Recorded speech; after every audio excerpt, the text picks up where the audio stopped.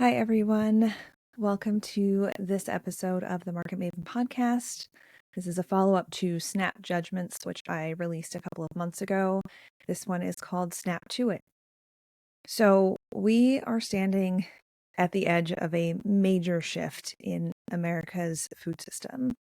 Billions of dollars in federal SNAP funding, what many call food stamps, are set to end on November 1st, which, as I record this episode, is just 3 days away. A few months ago, like I said, I released an episode called SNAP Judgements, where I broke down the myths and misconceptions of SNAP and the people that use it, what it really is, who it's for, and why it matters.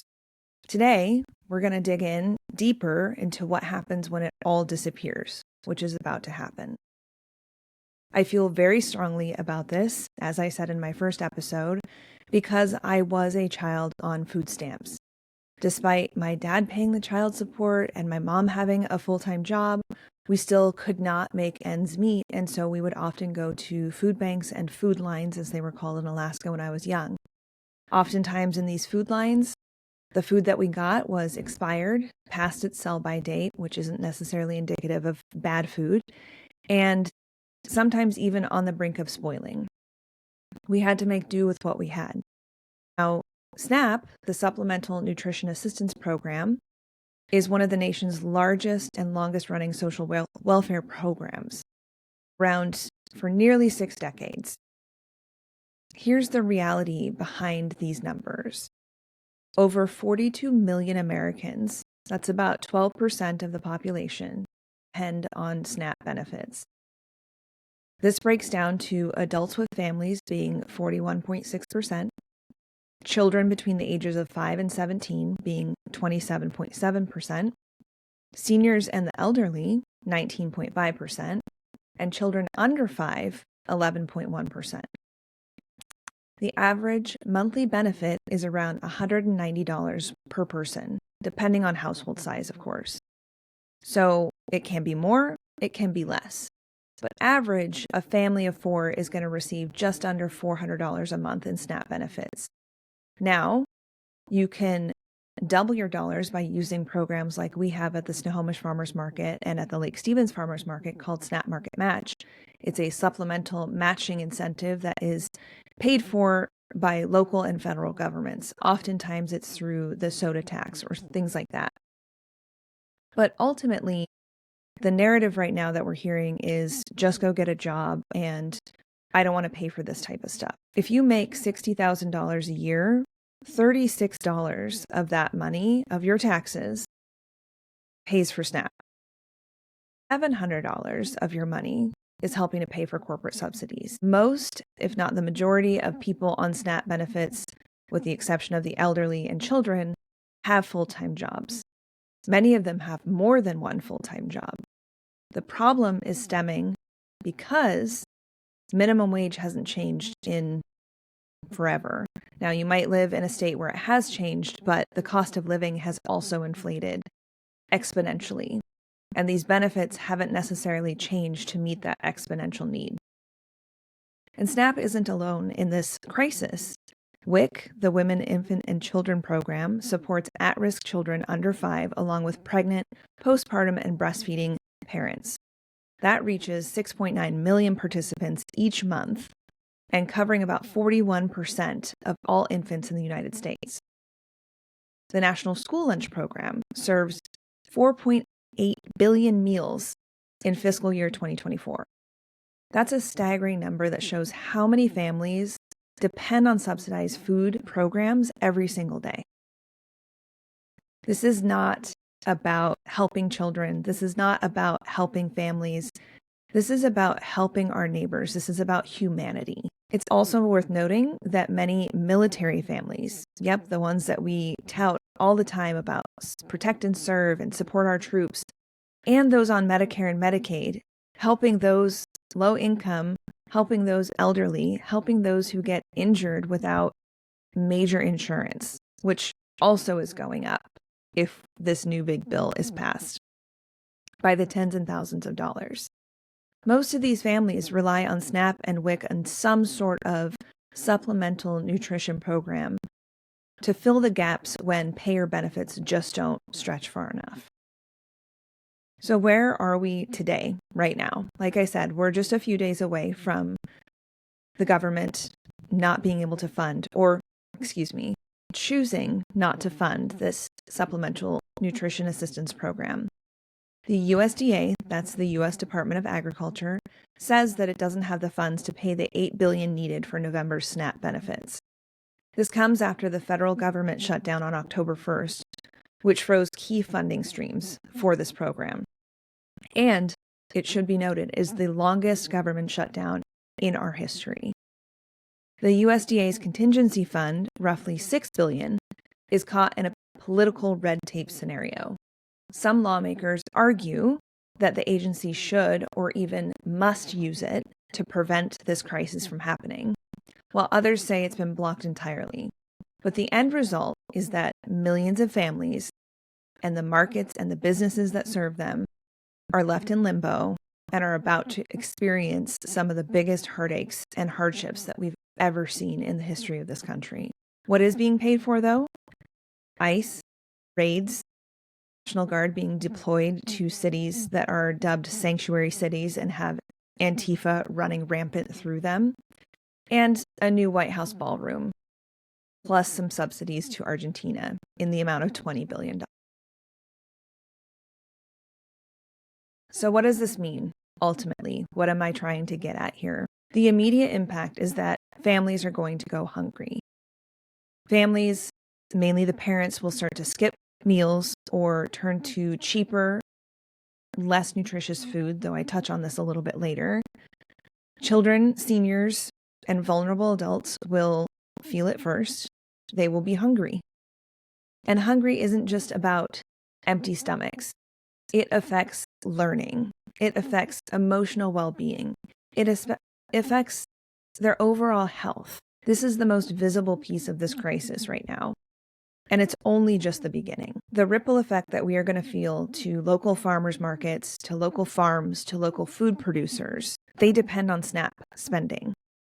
At the Snohomish Farmers Market, while it's not a huge percentage of the overall vendor revenue, it is a significant portion of money going to our farmers, and money going to feed families in our neighborhoods. I see them on a first-hand basis. I see almost every person that comes in and uses these benefits. I assure you, they are not fraudulently using stolen cards. They are families with kids who we often give stickers to and interact with and ask them what they're going to shop for. They're shopping for fresh, local, healthy food. SNAP Match programs double a shopper's buying power. I touched on this in my previous episode. And that money goes right back to small farms directly. There's no other way to use it. It has to be used for the items that are printed on the back, which is all fresh, grown food.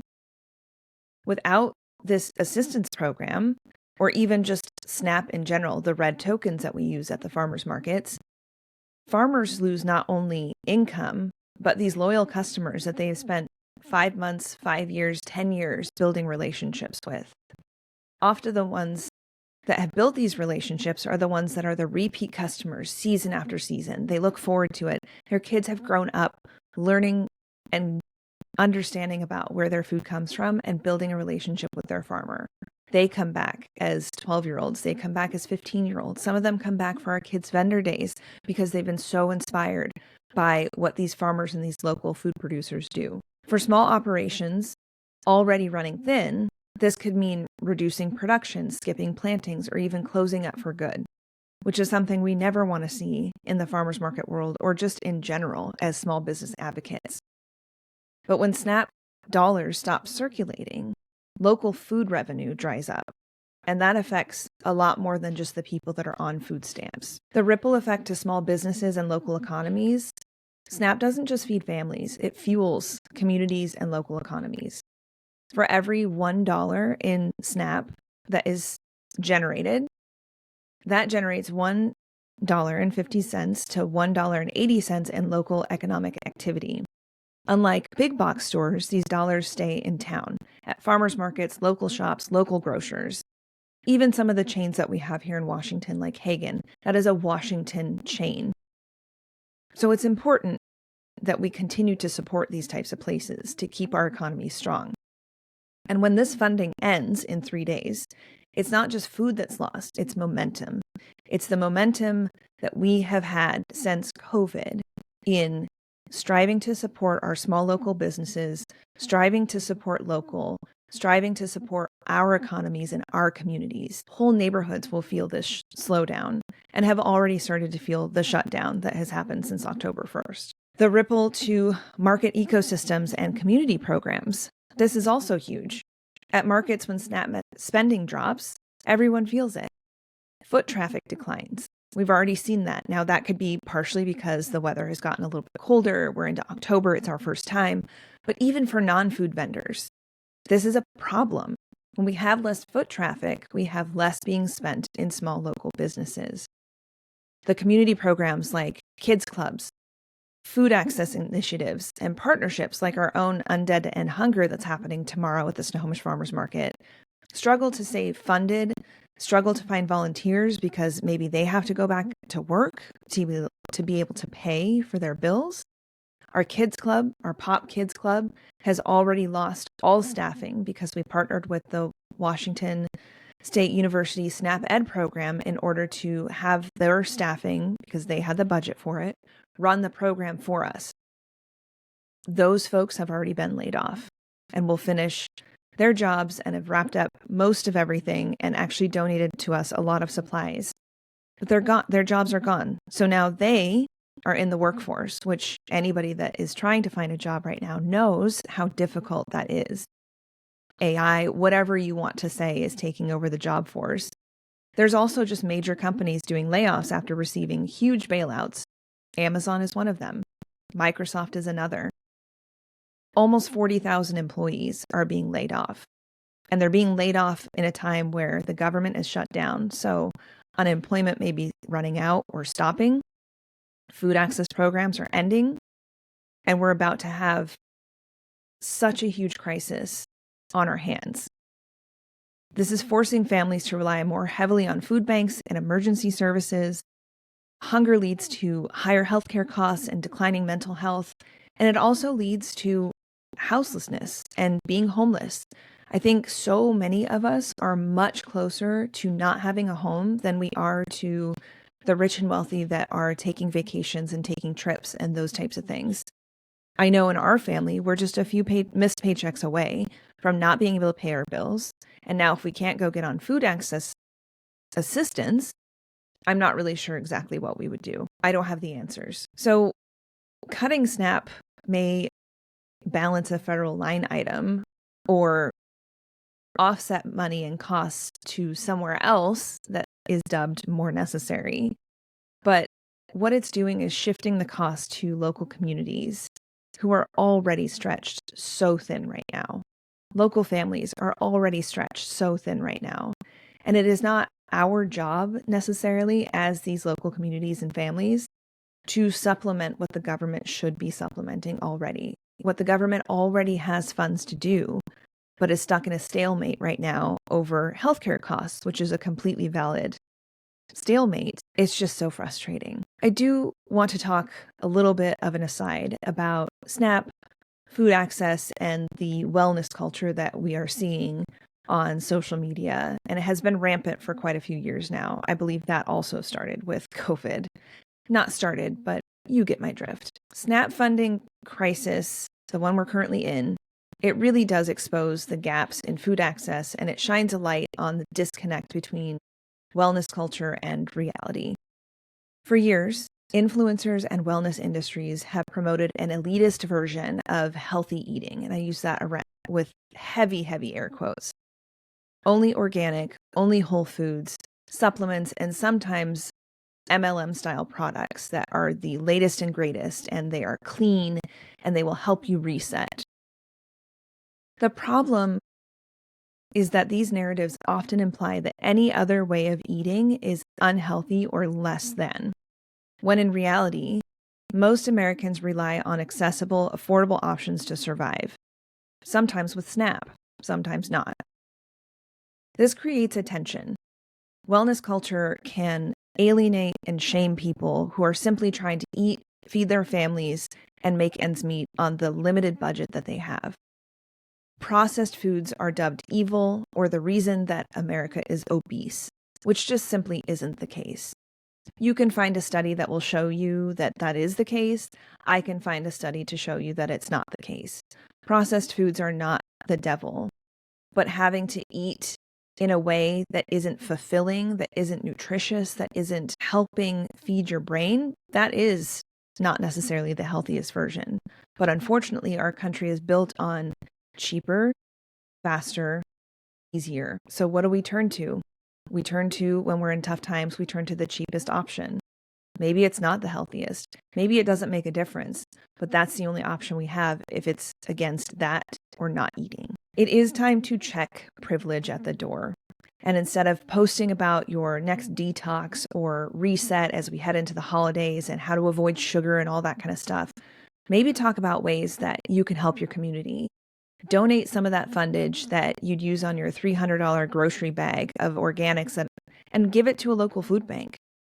You don't have to always eat organic. I could do a whole other podcast on organic. It's not what you think it is. It's another greenwashed situation that influencers and wellness and diet culture have just glommed onto.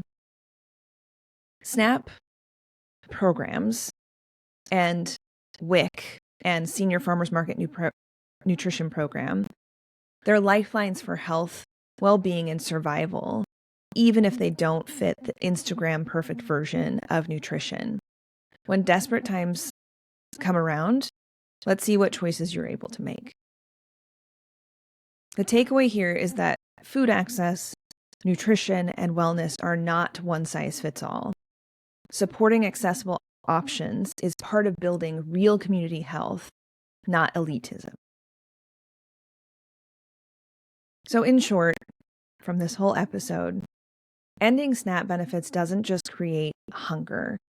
It hollows out these local economies. It may end your local farmers market. It takes food off tables. It takes dollars out of farmers markets and farmers' pockets. It also takes away the dignity from hardworking families trying to survive an already volatile economy. While Congress is not in session because they're still getting paid. This is a volatile time. Why are certain people getting paid, but the working class is not?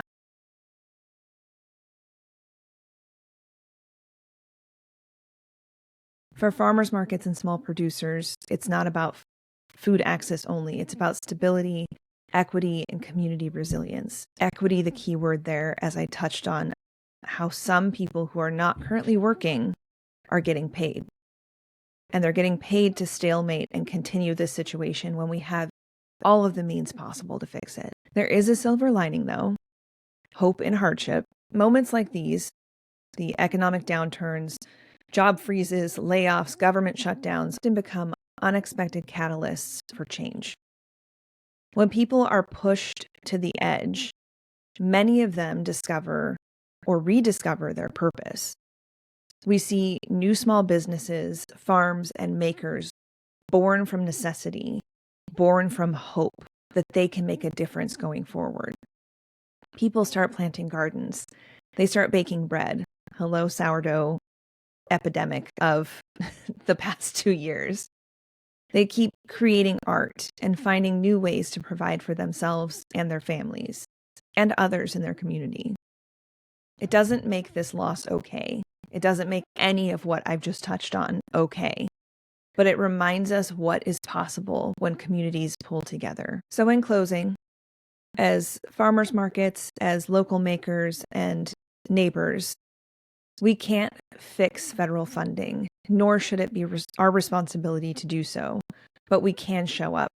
We can show up to shop local. We can show up to donate to our local food banks. We can support the vendors and the farmers who keep our community fed. Because the end of SNAP funding doesn't have to be the end of compassion. If anything, it's our call to snap to it and take care of each other. I appreciate you tuning into this episode of the Market Maven podcast. If there's one thing that I hope you take away today, it's that food access isn't just about a policy issue. It's a people issue. Every dollar, every meal, every market connection matters. While we can't always control what happens in Washington, we can control how we show up in our own communities. Shop local, vote. Elections are next week. There are huge, huge, huge elections on the line.